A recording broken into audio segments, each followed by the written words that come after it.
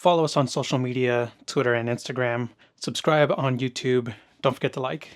The Accountant, starring Ben Affleck, is getting a sequel, which I will be watching. And it's a sequel that I wasn't anticipating being excited for because the first movie is actually really good. I remember it being really good, so that's why I decided to rewatch it and share my thoughts before I watch the new one. The first film, we are introduced to Ben Affleck, who is this autistic person, becomes an accountant. So he's like an autistic accountant. That's just a recipe for disaster if you're someone who's being audited, which is what his character does. He's like a forensic financial accountant, and he works for a lot of dangerous people. But in between, he'll take on a client or two where it appears that there might not be any danger. But whenever there's an audit involved in anything, suddenly things feel dangerous, just even in real life. I mean, think about Doge. Doge is basically like the accountant, only none of these people are trained killers. They're just looking for the corruption in government spending. And that feels dangerous to a lot of the people who are being audited. So the accountant actually, I just came to this realization. Elon Musk is the accountant, basically,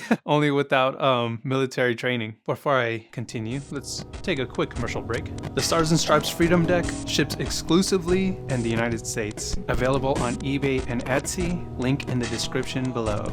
Anyways, there's a lot of characters in this film, and I have to give props to the writer for being able to, within 2 hours, give a lot of narrative information on a lot of characters. The pacing moves. It moves in a very pleasing manner. There didn't feel like any dull moments in the film. It's very difficult to do that with that amount of characters and that amount of backstory for certain characters. We have this up-and-coming agent Medina, who's kind of being blackmailed by J.K. Simmons' character. I forget his character's name, but I'm just going to call him J.K. Simmons. I'm just going to call him by his name. Anyways, so J.K. Simmons assigns her a task to find the accountant, but he kind of uses her criminal record against her in order for her to agree to take on his task. Then we have Anna Kendrick, who is another accountant for a company called something robotics. I forget. Anyways, she finds some kind of discrepancy within their accounting. So the CFO, the owner of the company, and this other woman, I forget her name. But because she finds this discrepancy, they hire Ben Affleck, the accountant, to do an audit and figure out what's going on. So the film is about many puzzles trying to be put together. We have Agent Medina trying to figure out who's the accountant, and she's taking the amount of intel she has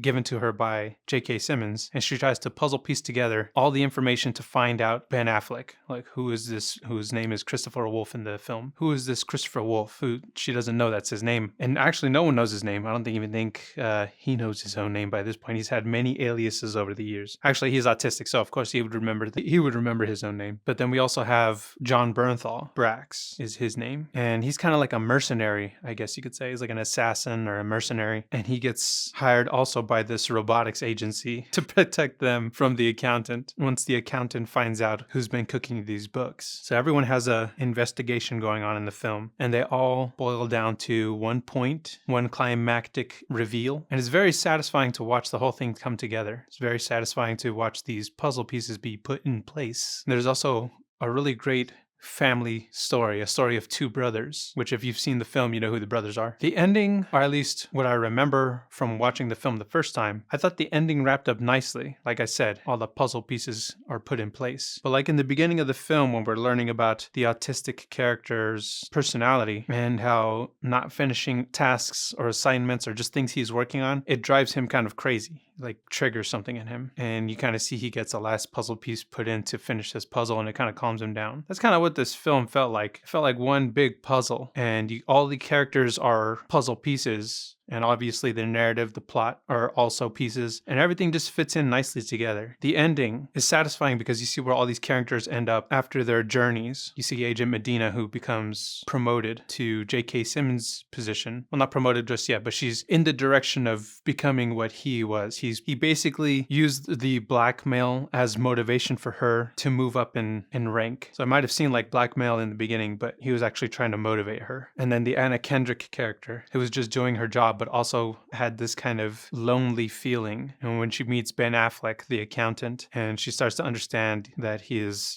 she picks up the signs that he's autistic. But they both have this love for arithmetics, so they bond. And Ben Affleck, his character, how he slowly grows to appreciate her as a person through math, through the arithmetic. So it gives him something to have a social connection with. And the brother, John Bernthal, Brax, who for years was looking for his long-lost brother, and through this contract is reunited with him in a very unexpected way. It's a small world for mercenaries and assassins. But anyways, everyone sort of parts ways for now. And that's why when I was first hearing about the sequel to the movie, because I only remembered it from watching it a few years ago, I thought, man, I thought that movie ended really nicely. Does it really need a sequel? But in the end, when they all part ways, they kind of part ways in a way that makes you wish you knew what happened afterwards. Like, what happens with these brothers? Because they reconcile some differences and then they kind of just pick up where they left off. So with the sequel now, I'm actually excited. This is a movie I didn't know I was going to be excited for a sequel for. At first I was just thinking, why do we need an accountant part 2? But now that it's ended, I'm just like, yeah, we do need an account part 2. What happens with these brothers? The one thing though that I'm slightly concerned about, I guess I don't know if I would call it a concern, but I don't know what to call it, but the previews for the new film look like a buddy crime comedy. It looks like it's going to be a little bit on the comedic side. There's going to be a little bit more punchlines in it, but I hope it maintains this consistent tone of kind of a action thriller. But anyways,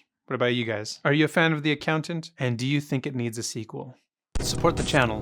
Buy the Stars and Stripes Freedom Deck, America's playing cards, available exclusively in the USA. Available from La Casa Loca on eBay and Etsy.